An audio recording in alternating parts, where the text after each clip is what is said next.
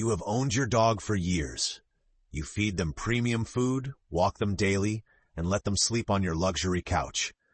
But what if I told you that right now, tonight, your dog is quietly longing for something you have never truly given them? The longer you go without fulfilling this hidden need, the more that invisible wall between you continues to grow. Most owners will never figure this out until it is tragically too late. The tragic truth is that dogs who never receive this missing piece spend their entire lives loving someone who never fully loved them back the correct way. Welcome back to the Secrets of the Canine Mind. If you are ready to tear down that invisible emotional wall and build a legendary bond, hit that subscribe button right now and leave a comment saying "I want to understand" to join our elite pack of dedicated dog lovers. Let's look closely at your daily routines. Think about the exact mechanics of the last time you petted your dog. Your hand automatically descended onto the top of their head, didn't it? You gave a quick scratch behind the ears, slid down their back, and moved on. It felt like affection, and it looked like love. But here is the highly uncomfortable truth. For a vast majority of domestic dogs, that specific style of petting is simply a social pressure they learn to tolerate. Biological tolerance is not the same as genuine emotional connection. There is a massive neurological difference between an insecure dog that sits perfectly still while you pet them and a dog that completely melts under your intentional touch. If you have never experienced that second state of pure surrender, you do not even know the depth of bond you are missing. Science proves that dogs possess high sensitivity zones connected to nerve clusters that trigger an immediate relaxation response. These zones are located at the chest below the collarbone, the base of the ears, the sides of the neck, and the area right at the base of the tail where the spine ends. When these specific areas are stimulated slowly and gently, they trigger a heavy parasympathetic nervous system response. This means your dog's entire physiology shifts out of survival mode into a concrete state of internal calm, deep safety, and total emotional connection. A landmark study published in Physiology and Behavior discovered that when dogs were stroked in these high sensitivity zones, their cortisol levels, the primary stress hormone, dropped measurably within minutes. Their heart rates slowed down significantly, and they actively leaned their weight into the handler. Compare that to dogs petted on top of the head, which is actually the least preferred spot for almost all canines, and the biological contrast is shocking. Most dogs instinctively duck away from a hand coming straight down at their head, yet that is what humans do. Tonight, try this. Sit with your dog, start at the chest with slow circular pressure, and watch their eyes soften. What breed is your companion and where is their favorite sweet spot? Comment below right now so we can map out our dog's emotional profiles together. You will feel the oxytocin bridge build instantly. Let's transition to a second common mistake. When was the last time your dog got to just stop and smell something outside for as long as they wanted? Not 2 seconds before you aggressively tug the training leash, but actually stop, nose buried down, taking it all in until they were done. If you cannot remember, you are executing a damaging mistake without knowing it. Most owners believe a walk is purely for physical exercise. Burn energy, move fast, and get back home inside 20 minutes. While physical movement matters, a walk is not primarily a physical workout for a dog. It is an intense mental and social experience. Your dog's nose contains 300 million olfactory receptors compared to your basic 6 million. Their smell brain is proportionally 40 times larger than yours. When your dog stops at a fire hydrant or a patch of wild grass, they are not wasting your time. They are reading. They are processing a massive, high-definition landscape of chemical information. Which animal passed through, how recently, their emotional state, health, sex, and status. It is the exact biological equivalent of you sitting down to read the detailed morning news. When you rush them through that sensory environment, when you drag them past every interesting olfactory landmark on the street, you are effectively cutting off their primary way of understanding the physical world. You are creating sensory deprivation multiple times a day, every single day. A study from the University of Bristol discovered that dogs denied olfactory exploration during walks showed significantly higher levels of chronic stress behaviors at home. This sensory frustration manifests as restlessness, excessive barking, and destructive chewing inside the house. The sniffing itself is what neurologically reduces their baseline anxiety, not the speed or the distance covered. To fix this, introduce a decompression walk twice a week. Let your dog lead on a loose leash with zero agenda, zero timeline, and zero strict routes. Just follow their nose. What you will observe after a proper decompression walk is remarkable. A dog that was previously restless and overstimulated comes home calm, centered, and ready to settle into deep sleep. They aren't behaving this way because they are physically exhausted. They are behaving this way because they are emotionally fulfilled.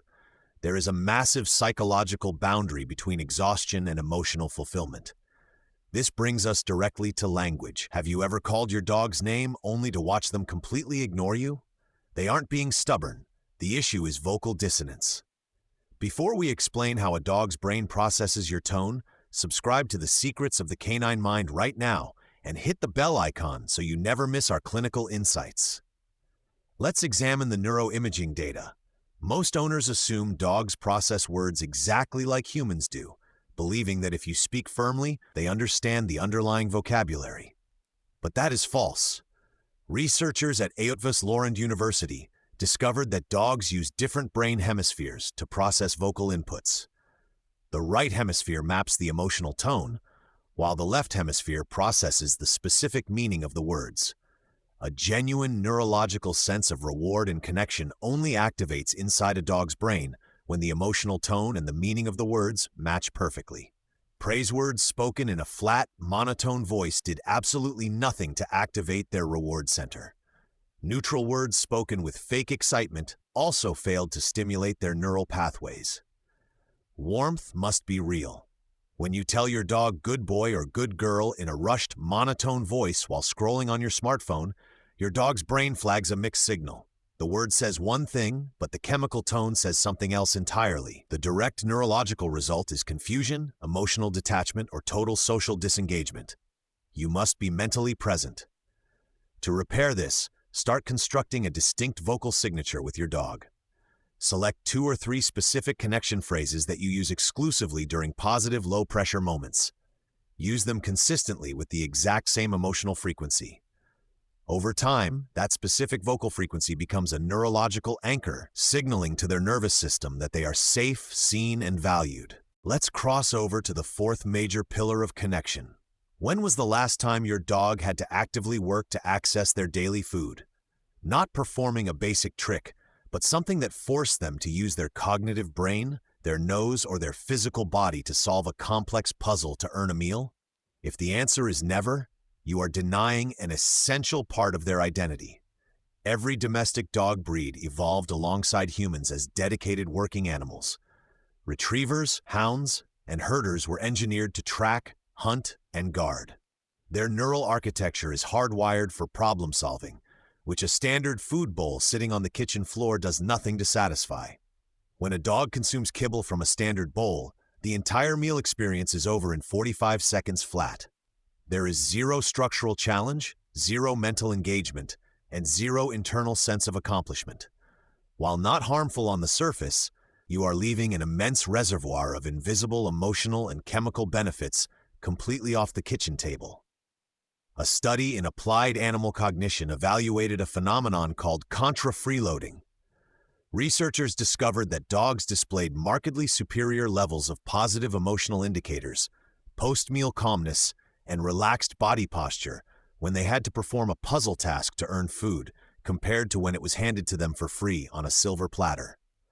When you are the coordinator of that puzzle, when you scatter their kibble across the backyard grass or hide it inside a rolled towel, you blend into their satisfaction.